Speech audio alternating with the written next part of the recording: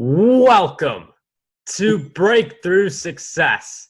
I am your host, Mark Roberti, CEO and founder of the Content Marketing Plaza, bringing you 3 new episodes each week where I and top-level guests teach you how to take your business to the next level and achieve your breakthrough.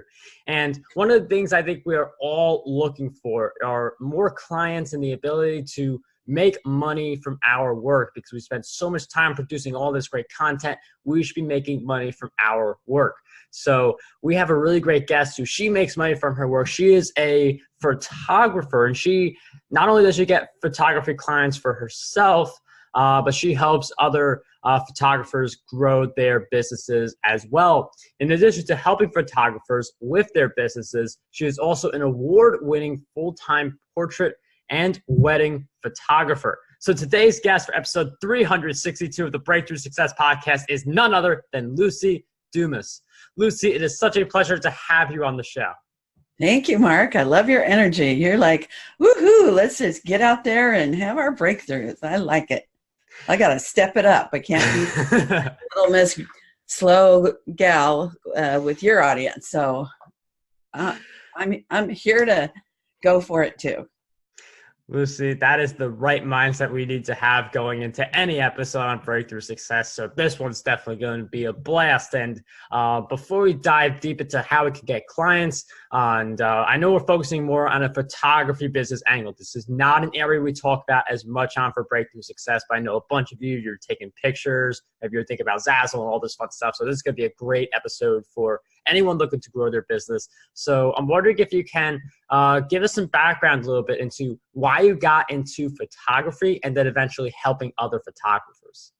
Okie doke. Well, and first of all, the principles that I teach are applicable to every industry in general. There are some specifics when I'm working with a client that are about, exactly what to say to specific networking groups or target markets and so forth. But overall, I've learned my craft. I've learned the marketing from a million sources, not just photography experience. So let's see, your question again, how I got into it. Yes? Yes. I always was the girl with the junky camera taking pictures, never totally satisfied because I had this art vision in my mind and the camera would not create that. And also I was the editor of my yearbook in high school. So I not only learned how to run a business, because when you're the editor, you're running a business. You're not doing sales, but you are creating a finished product. You're managing a team. So that experience was invaluable with my future career that I didn't know I was going to be launching. But in my mid-20s, I was on a date, and the guy had just purchased a 35 millimeter, and I helped him figure out how to load the film, and I took a few pictures with it, and it's like, kind of like the background here. That I took this, by the way, this is the San Joaquin Valley in California coming down from the sequoias, in case people are wondering if this is like Tibet or something. Nope, California. Anyway, and then I was running a little business in the airport, and they had trained me on running a business, and I'm a natural salesperson at heart. When I was about 7, I walked around the block and picked flowers.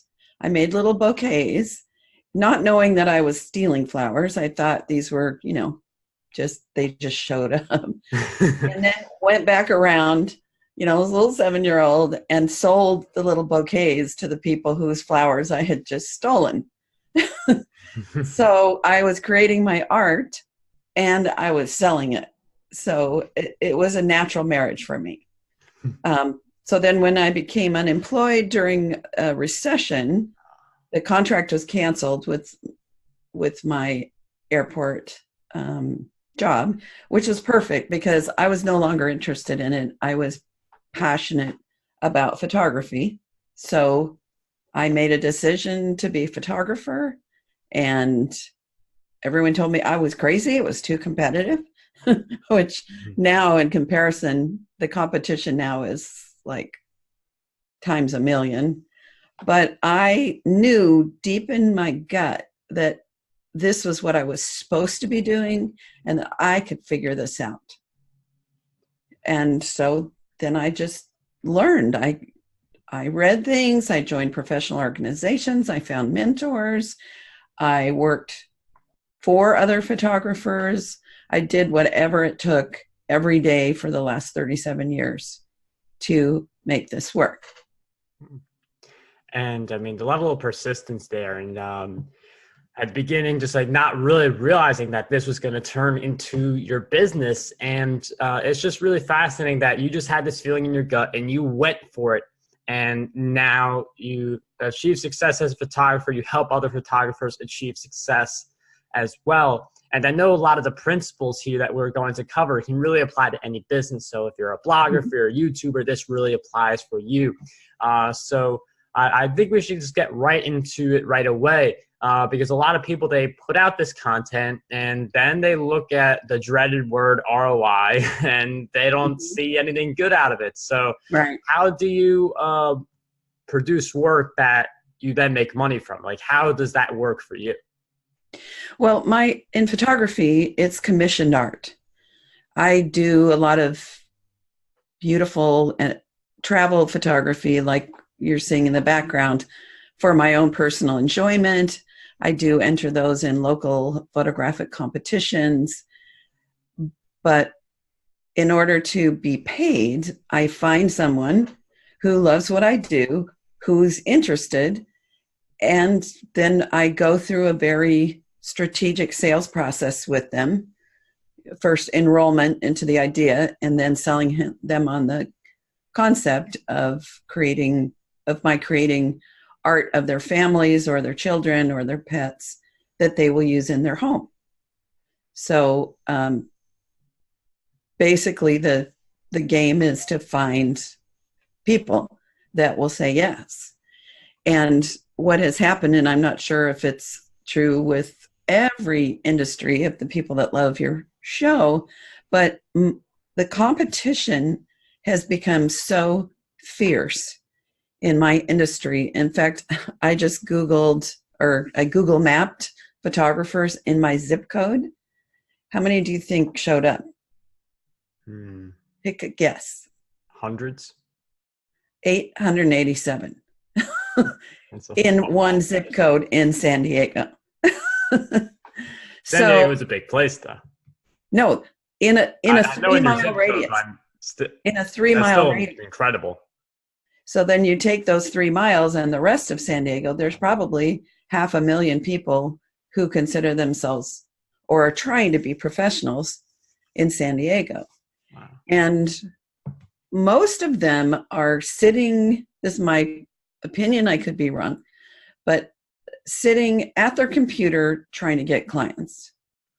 And what I teach my coaching clients is how to get out into the world, meet people, put your stuff in front of people, make eye contact, develop a relationship. And yeah, it's kind of scary. And I've heard a lot of people say that they have social anxiety.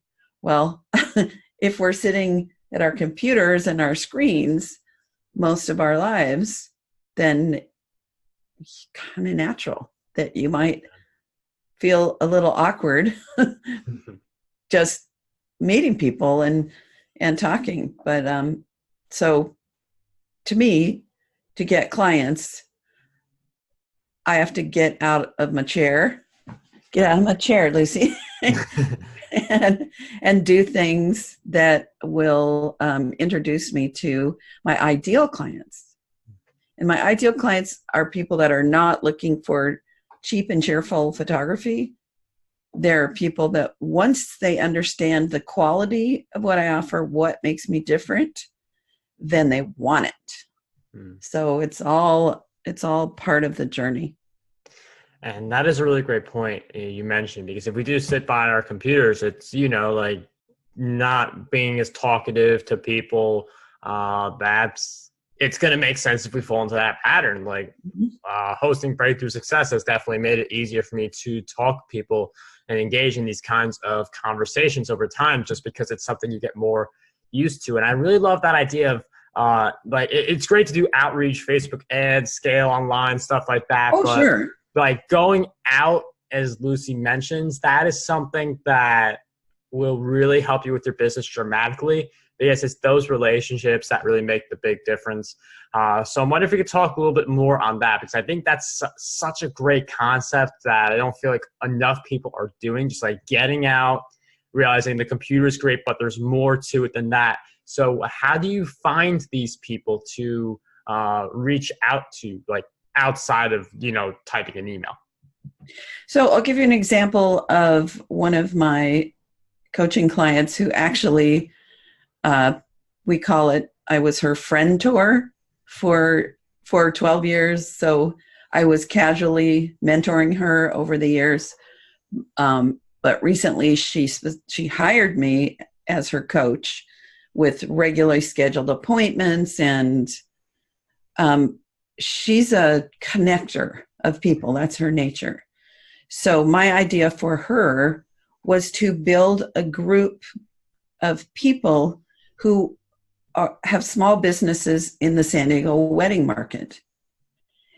And she calls it my recommendation, the circle of friends. And so she went to bridal shows, she made phone calls, she drove to florist shops and cake bakers and invited people to attend an event where there would be other wedding vendors. And then she set up a program where they meet once a month and they have a little talk and then some networking. It's not super formal like a BNI or something like that. It's building friendships, because what happens naturally when you have friends in your industry, you want to support them. So you're going to refer them, and they're going to be so happy that they're going to refer you back. Mm. And so that's been working really nicely for her. And I think they have a quarterly party and then a monthly meeting. So that's one way that somebody got out of their chair. Yes, she's in her chair making some phone calls. She was on the computer sending invitations, on the computer researching who are vendors, asking other vendors, who do you like to work with? Who's your favorite DJ? Went to bridal shows and walked around and met people and invited them. So very proactive. So that's one way, is create a community. That's a really great insight. I mean, you can go to events, and that's also great. Like going to events and the community's already there. Like Luci and I, for instance, we met at the New Media Summit. Mm-hmm. And if you go to events like that, like your equivalent, you can meet with really awesome people. And like events like New Media Summit, like you get on a lot of podcasts or shows, and like people sometimes got on as many as like 40 different podcasts because of that. But going to those kinds of events and meeting people is really awesome, but also holding your own event. And one of the myths is that it costs like 30 grand or 40 grand or 50 grand to actually hold one of these things, because you need this big space. But you can just get to like some kind of office space for like maybe 100 or 200, or even at your local library where like, right. Yeah, so there's definitely a lot of different ways to do so. I love the idea, because I thought we were just going towards like going to other events, which is great, but holding your own event, as you mentioned, is also really great as well. Yes.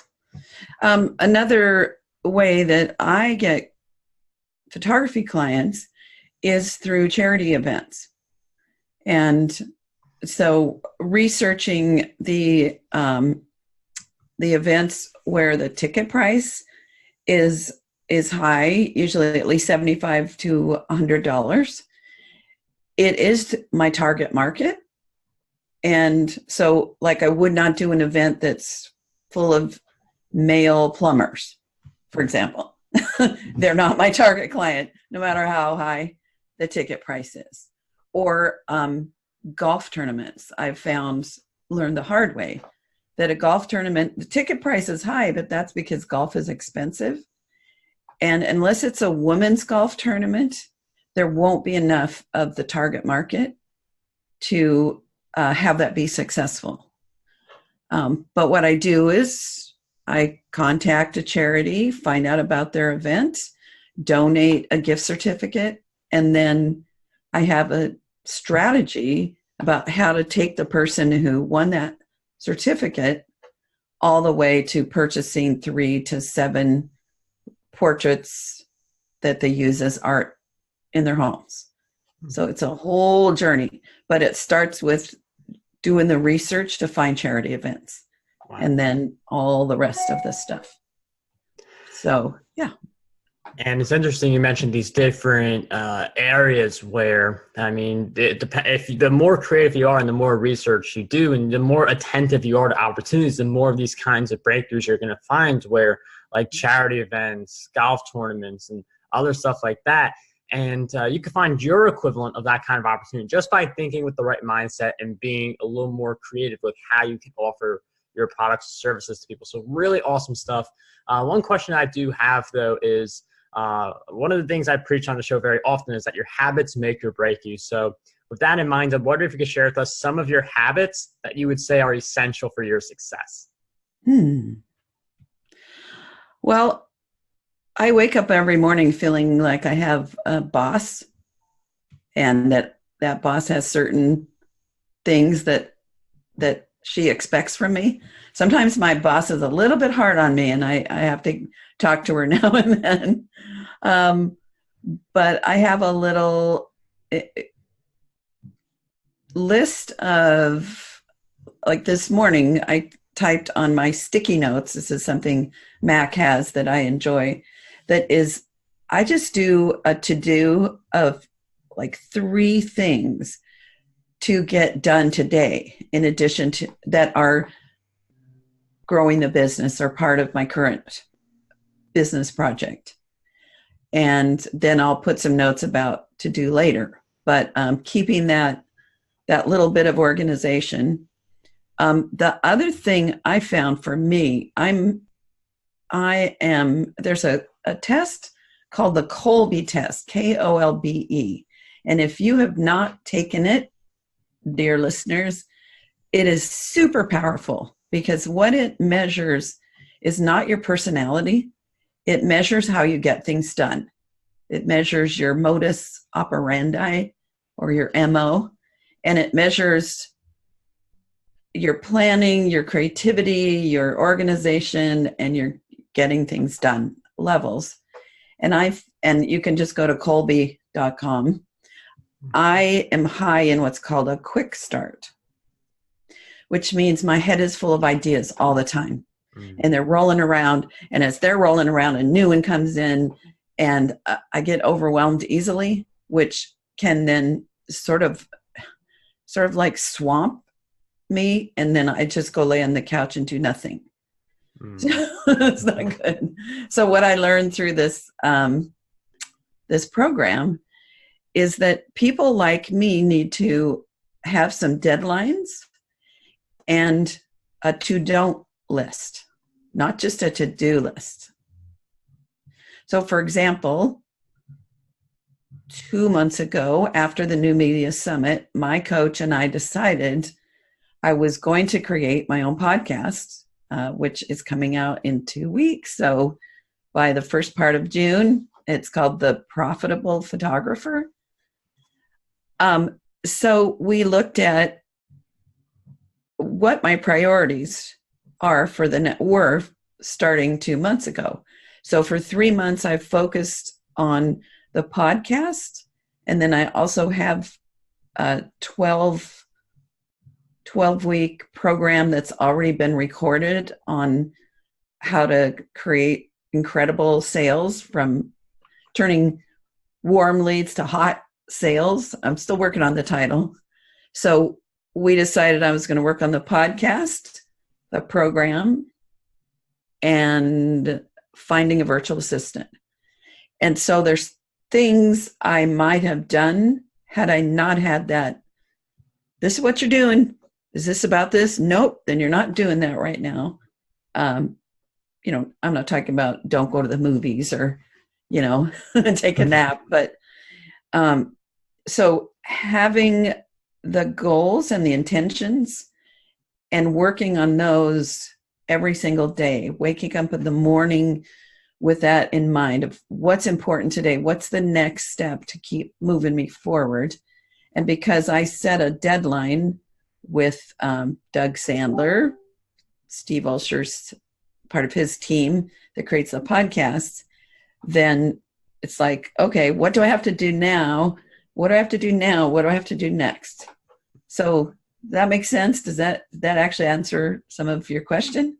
Yeah, I mean, I like this idea where you come up with the habits based on what you know about yourself, and that's self-analysis. That resource, the Kolbe, that will be in the show notes, markberty.com/E362. We'll also throw in a few links in there, such as to Luci's podcast and a few other places you can find her. But I know one of the things that you want to leave us with is info about a free strategy session. So yes. I'm wondering if you want to share that with us and just any other places that we can just keep on following you on your journey. Sure. So LuciDumasCoaching.com is where you can find my email if you forget it, which is Luci Dumas, Luci@LuciDumas.com. And they're all LuciDumas. When you go to Luci Dumas Coaching, you'll see that you can receive an ebook called 10 Big Ideas for Marketing High-End Photography in the Real World. And it's those 10 tips about things that you can do out there rather than in here where you and I are right now in the computer. But I offer, every month I offer 6 strategy sessions for people that think they might be ready for coaching. There's no obligation, but we take a deep dive. It's like I get a magic paintbrush and help you paint your dream. And then we take a look at what it will feel like when you accomplish that, some of the roadblocks. So I get a really clear picture and you get to know me, and then we decide what your next best step would be. So I would love to offer that to your clients, and be sure when you send me an email that you mention it was from the show. You could put in the heading, yes, please, something like that. So I don't think it's spam. And if you're a creative, because I also coach other artists, and particularly photographers, or if you're just like, holy cow, even though it's not her target, I think she'd be a great coach for me. I certainly am open to chatting with any one of your listeners. Let's see, was that everything? And you can go to my photography website is simply LuciDumas.com. So if you want to see my photography business website. Luci, thank you so much for sharing the strategy session and your resources and all of your great insights throughout our time together. It's such a pleasure to have you on Breakthrough Success. Thank you, Mark. You're awesome.